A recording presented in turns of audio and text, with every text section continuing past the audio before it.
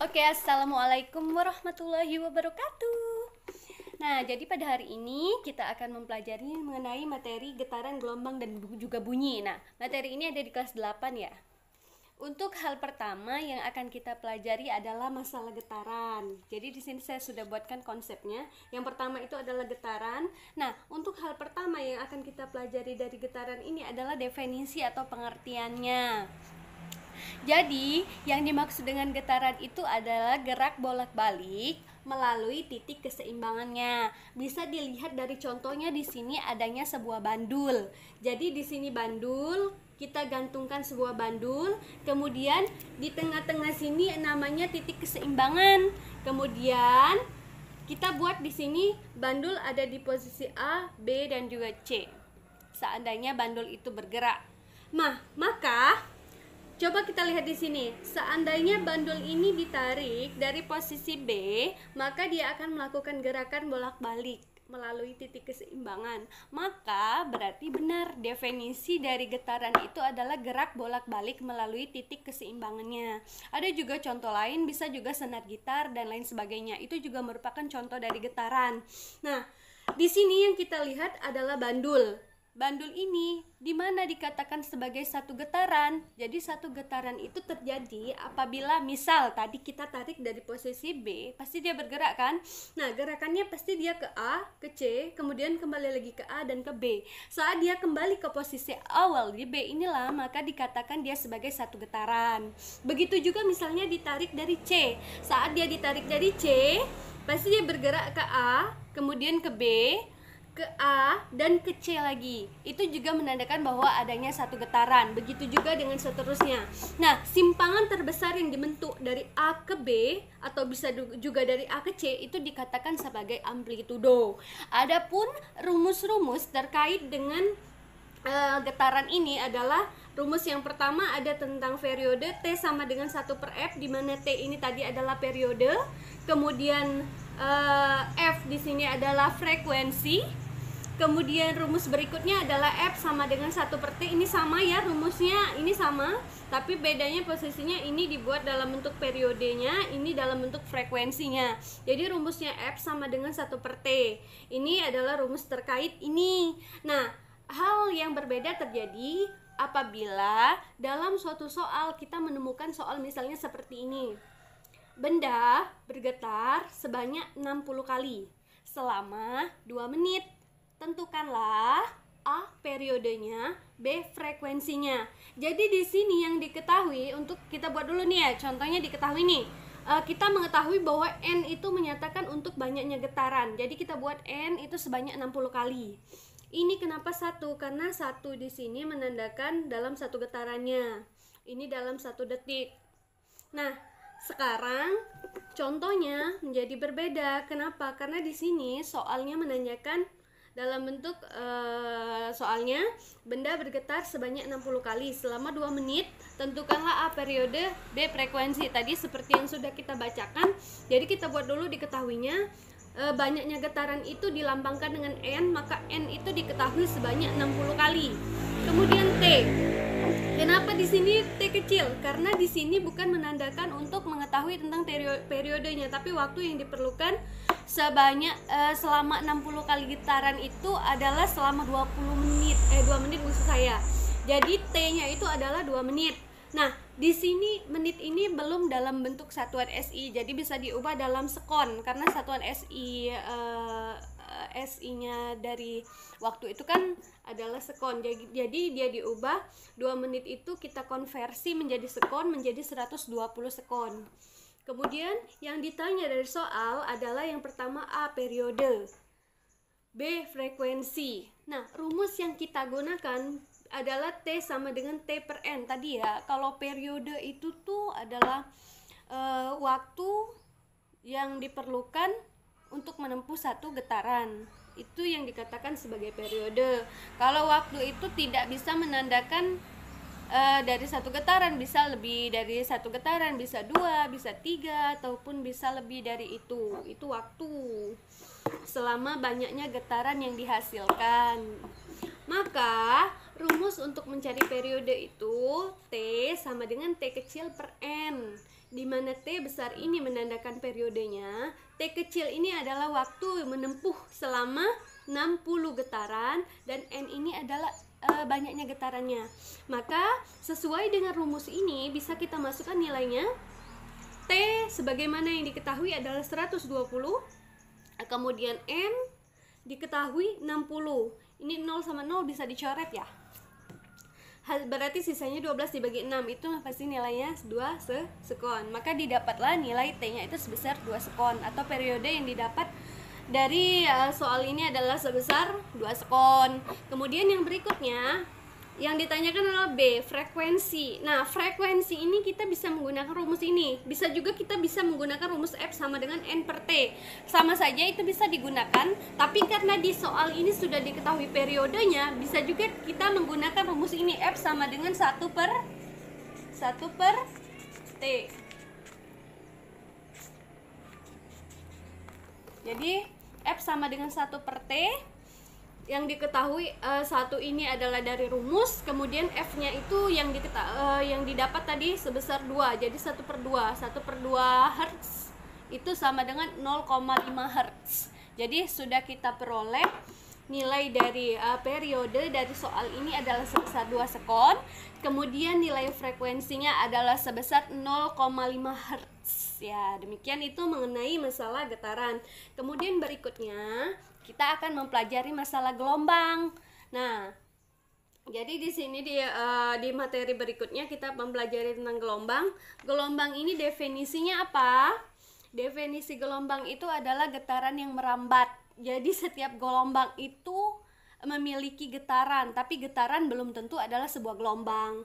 Nah, jadi di sini rumusnya apa? Rumus ini masih terkait dengan rumus yang tadi tentang frekuensi sama periode. Cuma bedanya apa di sini? Dia menandakan sebagai gelombangnya. F itu frekuensi. Frekuensi itu adalah banyaknya gelombang yang dibentuk dalam 1 sekon, atau yang terjadi selama 1 sekon. Jadi bukan ke getarannya, dia lebih ke gelombangnya, tetapi dalam bentuk rumus yang sama. Nah, di sini selain menggunakan rumus ini, rumus terkait dengan gelombang adalah rumus ini. V sama dengan lambda dikali F. V itu menandakan cepat rambatnya dengan satuan meter per sekon. Kemudian lambda itu menandakan panjang gelombangnya dengan satuan meter. Kemudian T tadi adalah periode, sedangkan F di sini adalah frekuensi. Jadi rumusnya itu V sama dengan lambda dikali F. Ini dari mana? Kenapa kok bisa V sama dengan lambda per T? Ya karena F itu sama dengan 1 per T ya. Makanya rumusnya jadi ini. Kemudian di materi ini sudah saya buatkan contohnya. Jadi misal sebuah gelombang memiliki panjang 10 meter dengan periode 5 sekon. Tentukanlah A cepat rambat gelombang, B frekuensi gelombang. Nah, untuk menyelesaikan ini kita harus membuat diketahui dulu. Jadi diketahui yang sebagaimana kita ketahui ini seperti kaki 3 ini ya. Kaki 3 ini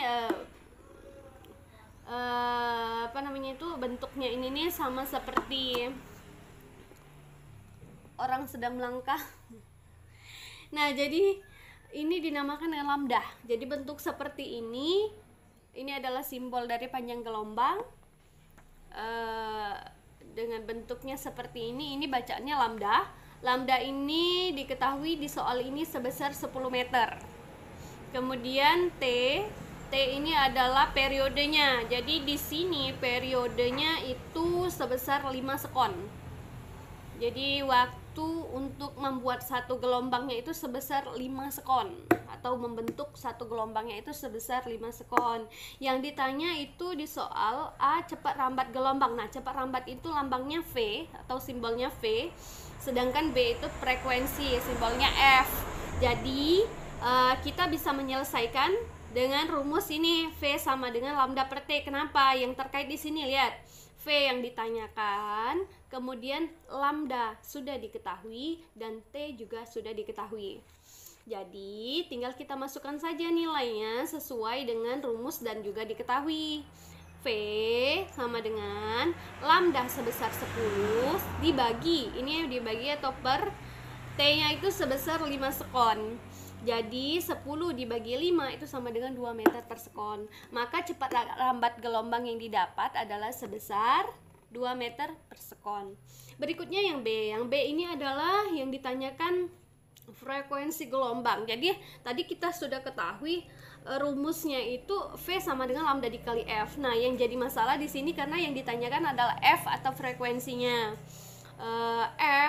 V sama dengan lambda dikali F. Kenapa jadi F sama dengan per lambda? Karena yang ditanyakan adalah F-nya. Jadi F sama dengan V per lambda. Oke. Nah, kalau tidak ada masalah, kemudian kita lanjutkan lagi.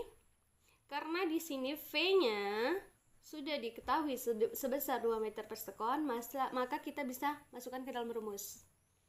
Kemudian lambdanya ini diketahui sebesar 10 meter.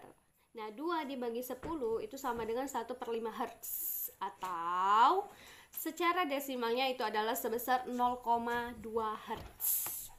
Nah, itu mengenai contoh dari rumus gelombang. Bisa dalam bentuk apa saja ya, ini hanya contoh. Jadi soal itu selalu tidak ditentukan dalam bentuk yang sama. Kadang-kadang yang ditanyakan panjang gelombangnya, kadang-kadang juga bisa periodenya, kadang-kadang juga bisa cepat lambat gelombangnya, dan lain sebagainya. Nah, sampai sini kemudian kita masuk lagi ke macam-macam gelombang berdasarkan arah getar dan arah rambat. Jadi macam-macam gelombang berdasarkan arah getar dengan arah rambat itu terbagi menjadi 2. Yang pertama itu gelombang transversal. Transversal itu apa sih definisinya? Gelombang transversal itu adalah gelombang yang arah rambatnya tegak lurus dengan arah getarnya, atau gelombang yang arah getarnya tegak lurus dengan arah perambatannya. Itu yang dikatakan sebagai transversal. Coba kita bisa lihat di sini, ini adalah gambarnya. Jadi gambarnya itu kira-kira seperti gelombang pada air laut. Lihat di sini ada bentuk gelombangnya. Di mana di sini misalnya kita buat ada titik A, B, C, D, E, F, G, H, I, J. Nah, yang dinamakan dengan satu gelombang itu apa? Satu gelombang itu dia dari posisi A sampai ke E. Jadi A, B, C, D, E. Itu satu gelombang. Atau misalnya dia dari posisi B, berarti dia ke C, ke D, ke E, ke F. Nah, itu satu gelombang. Nah, ini gambarnya. Jadi dia memiliki puncak atau perut, dia juga memiliki lembah. Jadi yang bagian bawah ini lembahnya, atas adalah perutnya atau atas itu perutnya, kemudian ini adalah lembahnya. Nah, jadi dari begitu juga misalnya dari D ya, kalau dia dari D ke E ke F berarti G sama ke terakhir ke H, berarti kalau dia dikatakan satu gelombang. Nah, ini mengenai gelombang transversal. Nah, contohnya itu apa kalau gelombang transversal? Tadi gelombang permukaan air laut itu juga termasuk transversal. Ada lagi contohnya itu cahaya. Jadi cahaya kita itu kurang lebih itu bentuknya seperti gelombang transversal. Arah getarnya tegak lurus dengan arah perambatannya. Atau bisa juga gelombang pada tali. Jadi saat kita main ke tali akan terbentuk gelombang seperti itu dan lain sebagainya. Itu adalah contohnya ya mengenai gelombang transversal. Nah, berikutnya yang akan kita pelajari adalah mengenai gelombang longitudinal. Nah, gelombang longitudinal itu definisinya apa? Gelombang yang arah rambatnya sejajar dengan arah getarnya, atau gelombang yang arah getarnya sejajar dengan arah perambatannya. Lihat, dia bergetar dan juga merambat dalam posisi yang searah, maka dia dikatakan sejajar. Itu gelombang longitudinal. Nah, bentuknya itu seperti apa? Seperti per, kalau kita tahu, atau pegas ya, kurang lebih seperti itu. Bentuknya seperti ini ya. Jadi dia terdiri dari adanya, misal ini yang terlihat kan ada rapatan dan juga regangan. Di sini rapatan, ada regangan, ada rapatan lagi saya contohkan, dan juga ada regangan. Nah, yang dikatakan satu gelombang itu apa? Dia terdiri dari satu rapatan penuh dan juga satu regangan penuh, atau bisa juga dari sini bisa juga dari sini, posisi tengah sini, tengah rapatan, kemudian ke tengah rapatan yang berikutnya. Jadi dari sini ke sini, itu juga dikatakan sebagai satu getaran, atau bisa juga dari sini ke sini, bisa juga dari tengah sini ke sini. Itu yang dikatakan sebagai satu getaran. Jadi dia memiliki porsi yang sama. Ya, ini hanya contoh, jadi bisa lebih dari sini.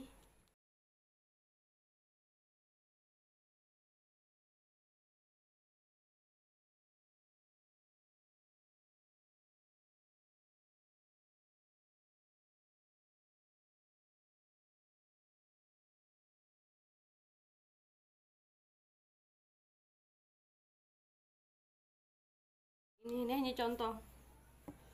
Kemudian contohnya apa? Contohnya tadi pegas. Bunyi juga termasuk ke dalam gelombang longitudinal. Nah, berikutnya, jadi setelah ini kita akan mempelajari masih tentang macam-macam gelombang, tapi berdasarkan energi atau medium perantaranya ya. Nah, jadi kalau berdasarkan energi dan medium perantaranya, gelombang itu terbagi menjadi sama dua. Yang pertama adalah gelombang mekanik. Kalau gelombang mekanik ini definisinya apa? Gelombang mekanik itu adalah gelombang yang perambatannya tidak memerlukan medium atau perantara. Contohnya itu apa? Contohnya bunyi. Nah, jadi salah satu contohnya itu adalah bunyi. Kemudian berikutnya adalah gelombang elektromagnetik. Nah, kalau gelombang elektromagnetik ini kebalikannya, gelombang yang perambatannya tanpa memerlukan medium atau perantara. Jadi dia walaupun di ruang hampa udara, dia masih tetap bisa sampai ke kita. Cahaya matahari misalnya, walaupun kita ini kedap udara, tidak memiliki udara, tapi masih tetap bisa sampai ke bumi kita. Nah, beda halnya dengan bunyi. Kalau bunyi itu kalau tidak ada udaranya nggak bisa kedengeran. Atau misalnya saat kita ada di ruang kedap suara kan, itu nggak bisa kedengeran. Itu pemanfaatan dari sini. Jadi kalau yang dinamakan dengan bunyi itu kalau nggak ada media perantaranya itu nggak bisa kedengeran. Kayak kita misalnya ngomong di air kan nggak ada udaranya tuh, jadi nggak bakalan kedengeran suara kita. Nah, terkait dengan hal ini tadi dicontohkan salah satu contoh dari gelombang mekanik itu kan adalah bunyi nih. Nah, bunyi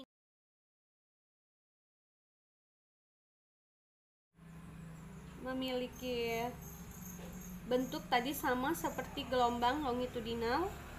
Jadi seperti itu ya, bentuk gelombangnya itu sama seperti gelombang longitudinal. Dia jadi terdiri dari kayak apa namanya tuh, putaran-putaran gitu. Itu yang dikatakan bunyi. Kemudian nah, di dalam bunyi ini nanti kita akan mempelajari tentang frekuensi dari bunyi itu.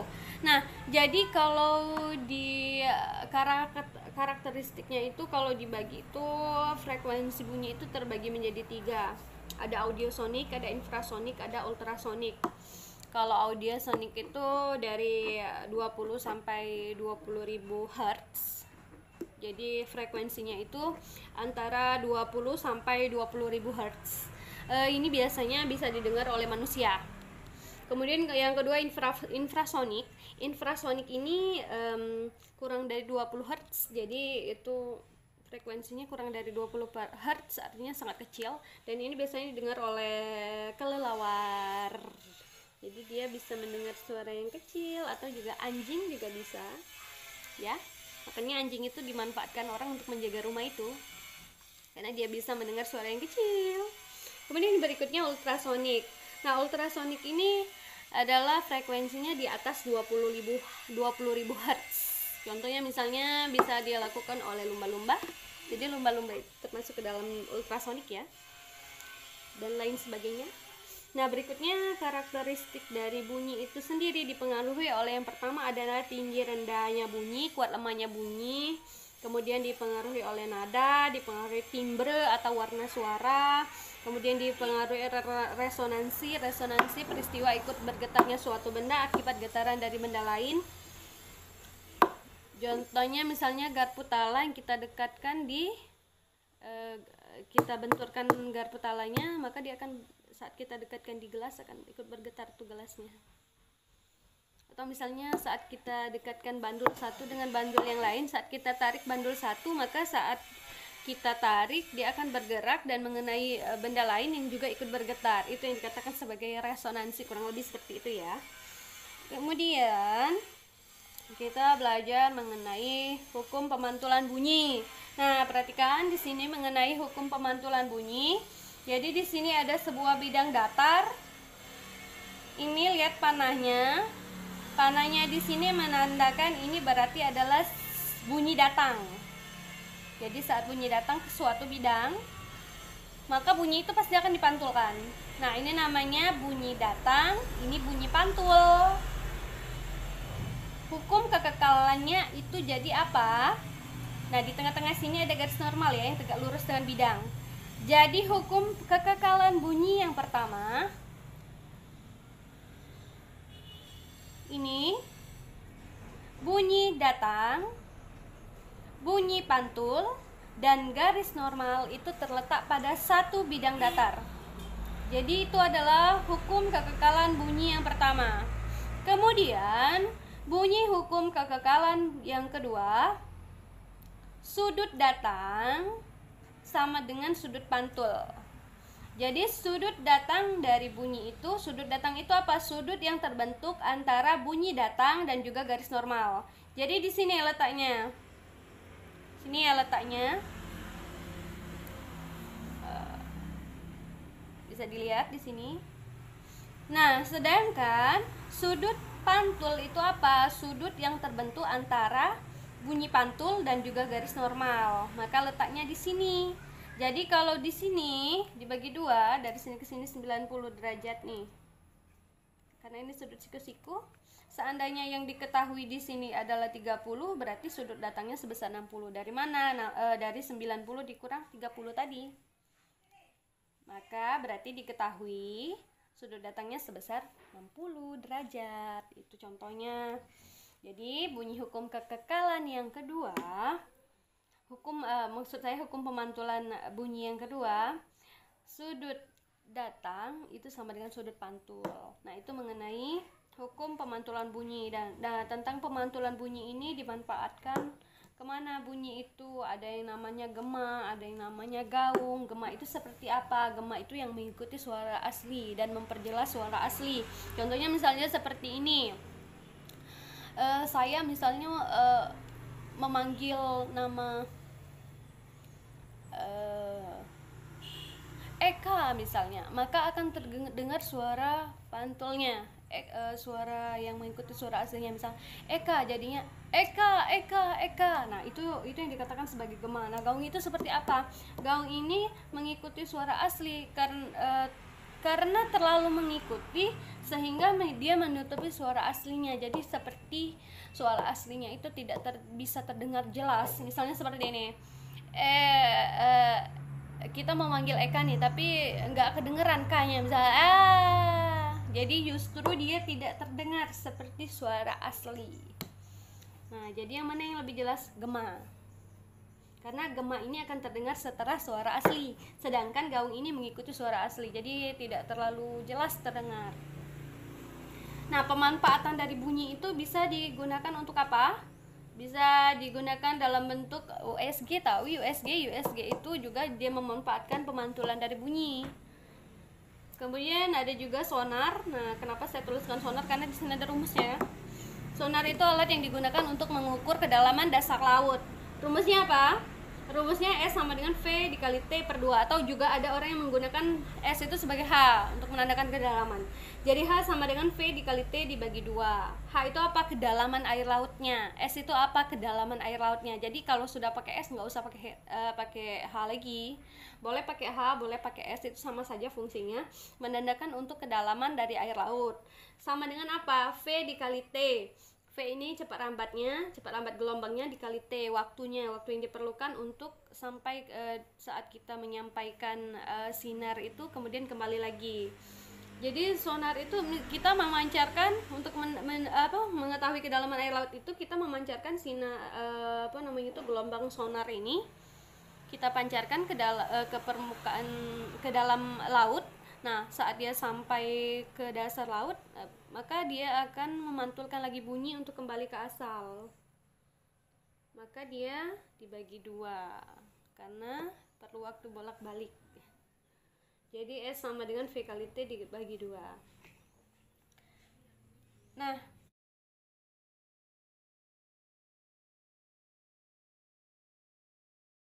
di sini mengenai gelombang mekanik. Jadi kita bahas mengenai gelombang mekanik ini di sini. Kemudian yang berikutnya, gelombang mekanik ini kan berkenaan dengan bunyi, jadi kita bahas di sini. Yang berikutnya adalah mengenai gelombang elektromagnetik tadi kan. Yang perambatannya tanpa memerlukan medium perantara. Contohnya apa? Contohnya cahaya. Nah, untuk bagian cahaya itu akan kita bahas di materi berikutnya.